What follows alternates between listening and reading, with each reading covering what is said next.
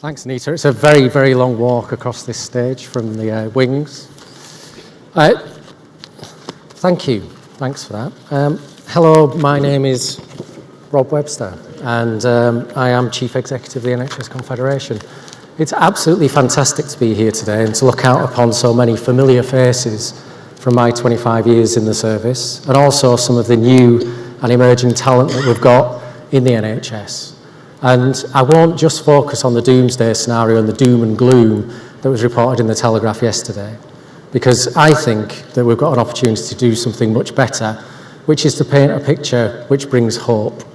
Now, I've been coming to this conference for about 20 years, and I think it's the best place for assessing and providing a barometer for how the NHS is feeling and how we're doing. And in the best years, what we end up with is something which sets the tone for the NHS for the next year. And I don't know about you, I've been to conferences where I've left feeling pretty despondent and despairing and wish I hadn't come. This isn't going to be one of those conferences. It's going to be one of those ones where we leave here feeling, as I have done it many times in the past, energised and enthused and ready, I think, for the challenges that face us for the year ahead. Now, that's what I want to achieve in the conference over the next 3 days, and it should feel like a different conference from usual. We've got some different types of people speaking, reflecting the sort of position we find ourselves in, where patient leadership is probably going to be as important as our leadership, for example. Now, given that leadership is important, and given where we are, and given I'll be talking about leadership a lot, I thought I'd ask for an expert view on what a good leader is. And coming into this, I thought I could ask Chris Ham, he's doing a lot of work on this. I could ask the University of Birmingham, they're doing a lot of good work on this. I could ask Jan Sobieri, he's doing a lot of good work on this. But I'll ask another expert instead. I'll ask a patient. So I'll ask somebody who knows about this sort of stuff. So I asked a guy that I know on Twitter called Adam Bajelian. And if you follow Adam on Twitter, you'll know that he is an award-winning poet. He is a gold Blue Peter badge holder, and he's very proud of that. And that he writes some of the most funny, witty, quick, and imaginative blogs and tweets around. You might not know that he spent half of his life in hospital and that he communicates by blinking. So what he does, he explodes the idea that we are defined by our disability. And what he does is really, for me, encapsulate the idea that people have got assets. And what he says about good leadership is set out in this poem that I asked him to write for me for the Confed conference. So he says, "This rhyme is a puzzle, as you will see. This rhyme tells what a good leader should be.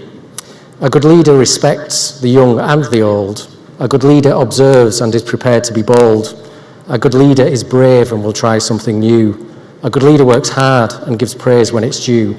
A good leader expects the best from all staff. A good leader brings happiness and shares in a laugh. A good leader supports patients and gives them the best.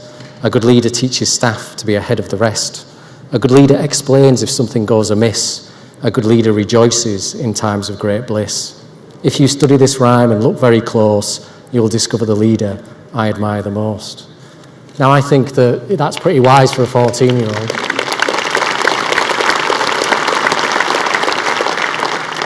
That's pretty wise for a 14-year-old, and it probably do for me in terms of what definition of good leadership looks like. And I'll come back to that because we'll talk a bit more about it. But leadership's essential at the moment, isn't it? Because we live in tough times, and I'm going to do an experiment now. So who's been in the NHS for more than 10 years? Put your hand up. Who's been in it for more than 20 years?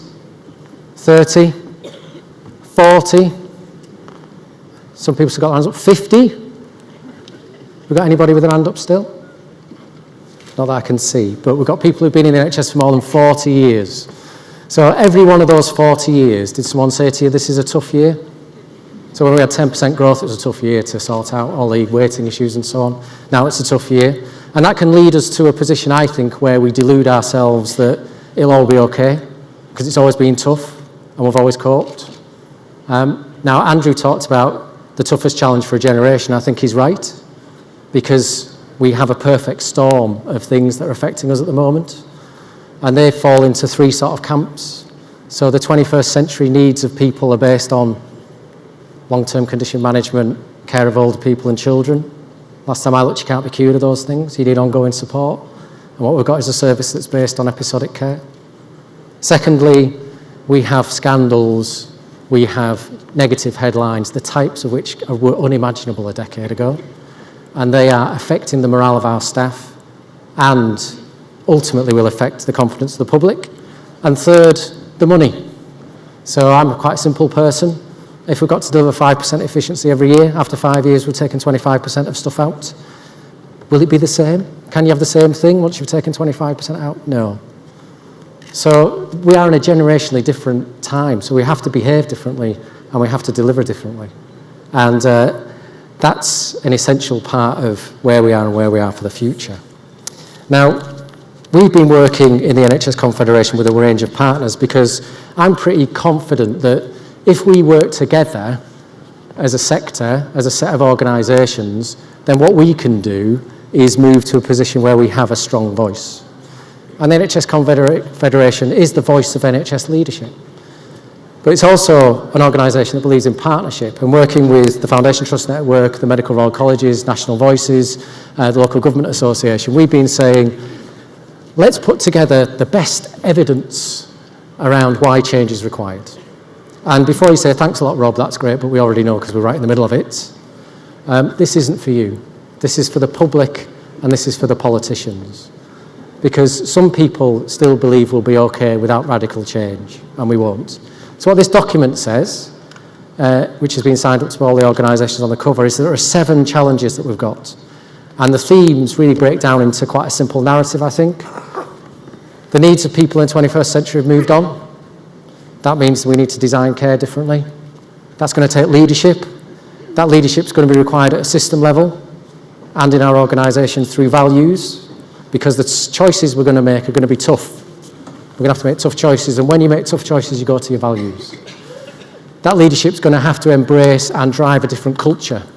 So it's a culture where our staff feel able to raise concerns and where our staff feel involved and engaged in their own organisations.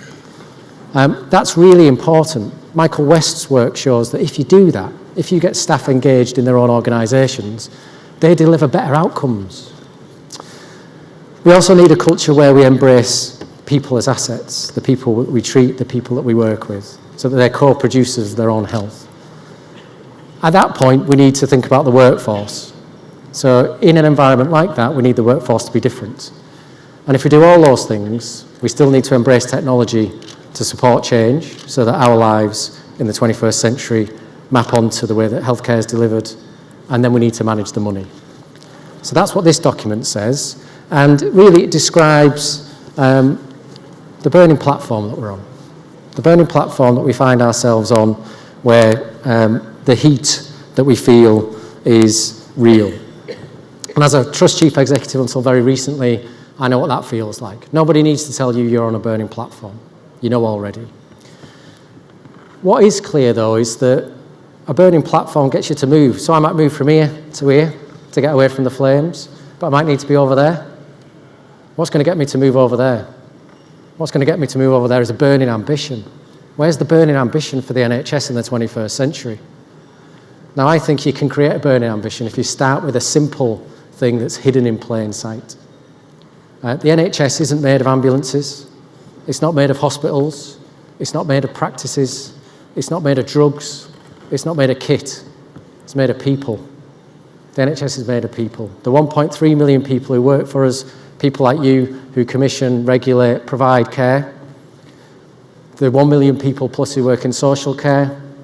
The 3 million people who volunteer every year to work with us. The 7 million people who care full-time for a relative or close one. Those are the people who make up the NHS. And if we start there, then what we can do is start to think about the burning ambition we want for the future. Now, just to give you a practical example of what that means, who's involved in integration at the moment? Anybody involved in integration? Pioneer or integrating services locally? Most people. And integration, we've got into a debate, haven't we, about what's it for? Will it save money? Will it stop people going to hospital? Well, if you start with a conversation about integration, about people, why do we integrate services? Let me tell you about Elsie.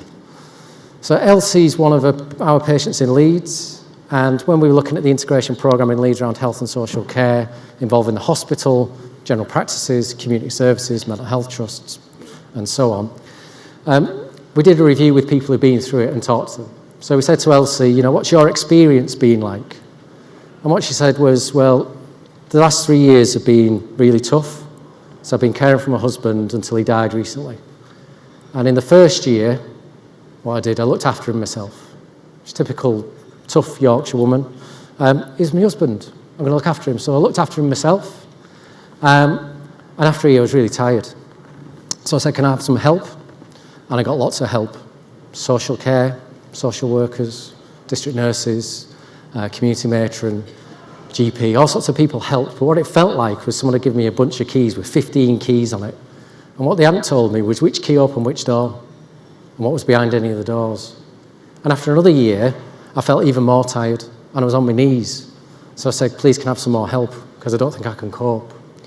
And the community matron said to me, well, Elsie, we just started this integration piece where I'm going to make sure that all of the people who work with you, whether it's the geriatrician, whether it's the community staff, whether it's the GP, give you what you need. And we're all going to work as one team. And she said, it felt like someone had given me a golden key and it opened every door that I wanted. And behind every door was what I needed. And I felt lifted. And I spent the last year before my husband died caring for him, knowing that I had the support that I needed. Now, isn't that why we want integration? And isn't that why we need to start with people when we're thinking about our burning ambition for the NHS? Now, what would a burning ambition look like? I think there's a great deal of danger that consensus is going to break out on this one, which is good. Because I think if you look at the World Economic Forum report into what's happening in all developed countries, if you look at what John Oldham said in his whole person care piece, if you look at what Norman Warner said in his reform piece, if you know a bit about charging, if you talk about Public Health England and what they're saying, Health Education England and their announcements today, there's a common narrative that's emerged. Now, with the partners that did the Confederation and partners piece around the Declaration of Challenges, we've agreed we should come up with a common burning ambition, which we can describe to you and to the public. And we should also do some asks. Now, we're going to work on that over the summer, but a start from me might look like something like this. So the place where you live will determine how old you are when you die and how sick you are. Fact. So let's start with the place where people live. And if local authorities now have a responsibility for ensuring that we focus on the health of people in a place, let's drive that as hard as we can. Let's work with local government to make sure that every decision that's taken about the economy, the environment, education, housing, has a health element to it, because that will make a difference to the people in the place where you live. Because what Marmot tells us is that things like access to green space reduce heart failure, irrespective of your social class. And that if you are 3 and your mum and dad give you a cuddle, read to you every day, and talk to you, your life chances are better. Now, given we're a health service that has universal children's services provided at scale, isn't that exactly the kind of territory we want to be in? So if we start with a place, that can be the first bit of our burning ambition. Then the next bit should be about people. So let's look at people as assets. Let's make people the common currency. And let's work with people's assets. And let's get rid of this artificial barrier between mental and physical health. If you are mentally unwell, you're much more likely to be physically unwell. If you're physically unwell, it affects your mental health. Why have we created this barrier between us, which say, oh, mental health services are different or special? There are issues around that, but let's get rid of that. So the second thing we should do in our burning ambition is start with people and start with the whole person. And then what we can do is say, for the 18 million people who have a long-term condition, they spend most of the time looking after themselves. So let's support them to do that. Let's use technology so that they can self-monitor, self-report, remotely work with people who need to provide care for them, and ensure that they get the support that they need in a 21st century way. For the 3 million people who have 3 or more multiple long-term conditions, let's give them an integrated, tailored service which allows them to flourish and stay well. Let's do that in the way that we would for someone like Elsie. Let's use general practice as the cornerstone of that, because we have a list-based system which is the envy of the world. We have the finest clinical record. We've got community services designed and built at scale, including mental health. And we have social care and hospitals which are embedded in communities. What a fantastic set of assets to build something which could be sustainable. When people need to go to hospital, let's make sure we've got hospitals that are designed to be as local as possible and still be sustainable. Your local hospital should be able to look after you for most of the things that are wrong with you, but it won't be able to do everything. So we know from things like the Fabrice Muwamba case that you might need to drive past 2 hospitals to get somewhere which is specialised if you have a stroke or serious heart failure or a trauma, but it'll save your life and it'll give you better outcomes. And that specialist centre will also be a hotbed of innovation, research and development, and working on a global scale. Now, if we do those things, we need to wrap around that a 7-day urgent emergency care service, in line with a lot of the work that Keith Willits and Bruce Keogh have been doing. Because it shouldn't be the case that if you have an emergency operation on a Sunday, you're more likely to die than if it was on a Tuesday. And it shouldn't be the case that if you're an older person who falls over in a care home, that the only place the ambulance can take you is A&E. You should be able to get acute care at the point of need. So I think there's an emerging consensus that a burning ambition for the NHS, which is structured like that and thinks about people and segments them and then deals with their needs and works with them, is the future. And over the coming months, we'll be working with our partners to make that crisp and real. Because I'm sick of the burning platform. And I'm sure my staff are, and I'm sure yours are, and what they really want is to get behind something that's going to make a difference. Now, all of that sounds good, doesn't it? You know, we're pretty clear about the challenges we face, and we're very clear about where we want to get to.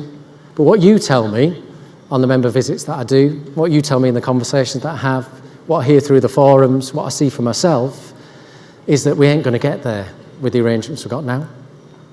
There are some things that are going to have to change in terms of the incentives, in terms of the systems and the way that we work, if we're going to achieve what we want to.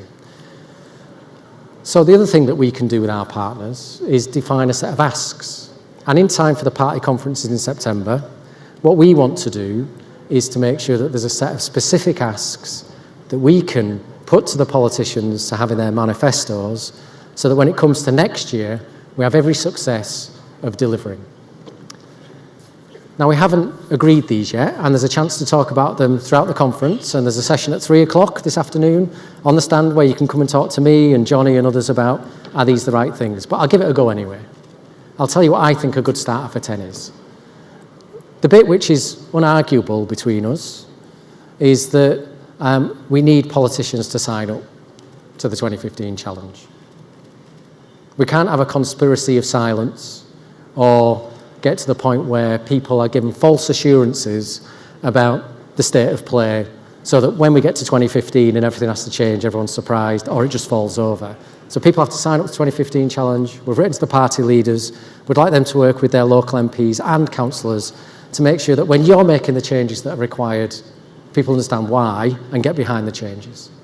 And it's not impossible, because 40% of people in our survey recently said that local MPs and politicians have been actively helpful in making significant changes. So we want the party leaders to sign up. Secondly, we need a national conversation about the workforce. We need a sustainable workforce, and we need to agree the shape of where it comes from. And third, we need to make sure that we give people the local freedom to deliver. No top-down reorganisation and really mean it is a given. No national blueprint for services, because not everywhere is the same. And making sure that people have the freedom and flexibility to deliver. Now, the specifics we need to work on, but let me give you 3 chunks. We need to ask things of politicians and policymakers. We need to ask things of the national bodies, and we need to ask things of ourselves. So what do we need to ask politicians to do? Well, if we need to change because we need to meet the needs of 21st century patients differently, let's get money off the table. Let's have a 10-year settlement for the NHS, and let's make that real terms growth. So that what we can do is we can focus on the needs of people in the NHS, which fundamentally is in our bones as British people, which I believe would get support. So let's have a 10-year settlement for the NHS in real terms. Then let's recognise, secondly, that as the King's Fund have been pointing out recently, as many others keep telling us, we can't make change without incurring cost. Hospitals need support to ensure that the sunk costs in a hospital are managed whilst you're building up the community capacity. We know from the changes in mental health services that those changes were possible, but there were costs in the short term. So let's have a transitional pot to make change happen for the next 2 years.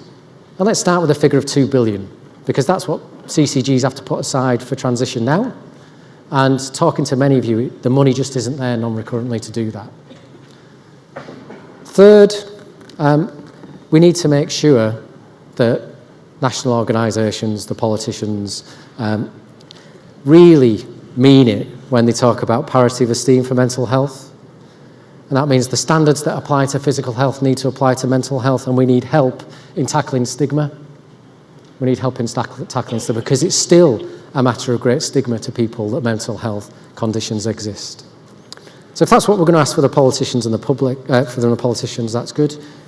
What about the national organisations? Well, 4 things to ask them. First is payment system reform. Keith Willett just talked very eloquently at the Urgent Emergency Care Forum about how the funding systems don't tell the clinical story. So it's no surprise, is it, that we don't get what we want in terms of urgent care? And that, I would say that's the same across the whole NHS. We have a system that's geared up to deliver episodic care in hospitals and incentivises that, but what we need is long-term condition management. And if you work in a hospital and you're subject to the marginal rate tariff, you're carrying the risk, but the reward's somewhere else.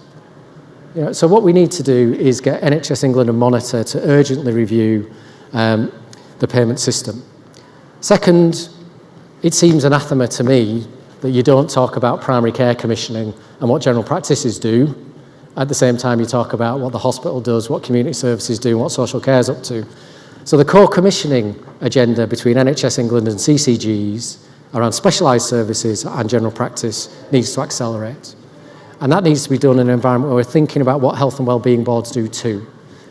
And NHS England needs to talk to DCLG about the advice and information they're giving to local government in terms of driving forward change. The only way we deliver a lot of this work is through information. So the third thing we'd like to ask the national organisations to do is, please can you give us the best information governance arrangements, the best legal advice to make sure we can share data. Because we need to share data for the benefit of our patients and for safety. And finally, it seems to me that national organisations could really help the providers. So at the moment, if you're in a foundation trust, if you're a private sector body, if you're a not-for-profit organisation, you've got the freedom to get on with things, you've got a licence to operate. If you're an NHS trust, you're in the pipeline. What does that mean? I'm not clear what it means anymore. I think what happens is you're in the pipeline so people can test whether your local health and social care economy is sustainable. What we need is viable and sustainable health and social care economies, and what we're using is the Foundation Trust pipeline to test that. I don't think that's right. I think the national bodies could give providers greater clarity quicker about their future. So the organisations we know don't have a future, let's work with them. Everybody else, let's get them to a point where they have a licence, and then let's ask the bigger question about what does a sustainable health and social care economy look like.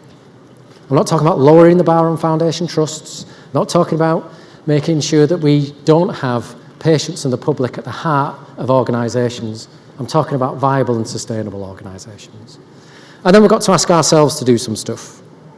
So the first is let's embrace Michael West's work. Let's make sure our organisations are the ones where staff feel engaged. Let's implement Berwick. Let's recognise that we need to develop the skills for service improvement at every level in our organisation. Let's make sure that we free commissioners up to take the space that's available. Commissioning is, I know from experience, a fantastic lever for driving transformation. Let's move away from the obsession with contract management. Commissioning is not just contract management. It's about how do we transform services. So local commissioners, and I know that many of the CCGs in the room will know this, need to be freed up to get on with commissioning, working with their providers, whether they're in the private sector, the public sector, or the not-for-profit sector, for the benefit of patients. So let's do that, and let's make sure that it works. Let's work with health and wellbeing boards to make sure that that's not just around health care, but health too. And finally, and probably most importantly, let's get real about self-care. Could we learn from local government and have a sector-led improvement programme for self-care? Now that's my start of a 10 of asks, and over the summer and over the next 3 days we can debate these things, and what we can do is we can refine them so that when it comes to September we can hone them down to the things that are really, really, really going to make a difference. And I think that's going to be incredibly important. So coming into the final stretch of what I've got to say, last year I was sitting where you're sitting, and I was thinking, what kind of conference are we going to have this year? And this year I'm standing here and I'm looking at you, and I'm thinking, well, what an impressive bunch of people sit before me. 4 years ago we might have sat here and people would have said, we've got to save £20 billion, we've got this Nicholson challenge and everything's changing, we don't know how to cope and what's going to happen. Well, I stand and look at a group of people who've led the NHS and care services through austerity, through the toughest times for a generation. And we're here, and services are being delivered to 1 million people every 36 hours, and lives are being transformed as we speak right now. People's lives are being transformed as we speak right now. And as Don Berwick said in his letter to staff, that's through you, only through you. And that should give us some confidence. That should give us some confidence that we've got a chance to get through the next 5 years if we do the right things. But that's going to take resilience, and it's going to take hope. Now, I was looking at some work that Viktor Frankl, one of the modern fathers of psychotherapy, talked about resilience and hope. And he was not only a genius, but he survived the concentration camps and the Holocaust. And through his direct experience, he said there are 3 things that define resilient leaders who can deliver hope. They are, 1, you can find meaning over and above the daily tasks that you do. 2, you face reality. You don't just have blind optimism. And 3, you ask for help. Now, isn't that a perfect description of where we are today? If we can't find meaning in what we do every day, then we're lost, because we transform lives every day. We fulfill a purpose which is deep ingrained in ourselves as human beings and also in society. We're facing the reality of where we are. We've got the 2015 challenge. We know where we are, and we're asking for help. Now, in the run-up to the election, we know that things are going to be tough. So for the next year, there's going to be an overwhelming focus on the hard-fought gains that you've achieved around waiting, around A&E, around finance, around cancer, around ambulance response times. At the same time, we need a fundamental focus on transformation. I think the system's going to gear up to support us to get there, but not yet. So the next year is going to be about those things, and the year after, the new things that we need will come in and will help, but not quickly. So my simple message is keep going. We need to keep going with the system-based leadership that I see every time I go out into the service. We need to keep going with the values-based leadership that allows us to take tough decisions for the benefits of patients, because you're the ones who are going to keep driving this change and being resilient. And what I can do is try and make sure that we have a positive environment that helps you be resilient. Let's come back to Adam. When I got this poem of Adam, I thought, that's really clever. Because anybody who reads it will think, it's really clever, because what I'm thinking is, that's about me. That's about me. So I tweeted this picture when I got it and said, this is great, you should see this. Adam is a genius. What someone then pointed out to me was that my name's written down the middle. And you know, you have those moments that catch you, and my name's written down the middle. So the first line spells my name. And I thought, well, okay, so that is the best version of me. That's me when I'm at my best as a leader. And if you believe in leadership, I think you're going to have to be the best you can be for us to get through the next few years. But the fact we've got through the last 5, does not give us hope that we can be resilient and achieve that? So, as Chief Exec of the NHS Confederation, I think my job is to help you succeed. So my simple message is, let's ditch the burning platform. Let's embrace a burning ambition for the future of the NHS and get on with doing what we do best. Leading the way through tough times and being accountable for something that is truly remarkable, the NHS. Thank you.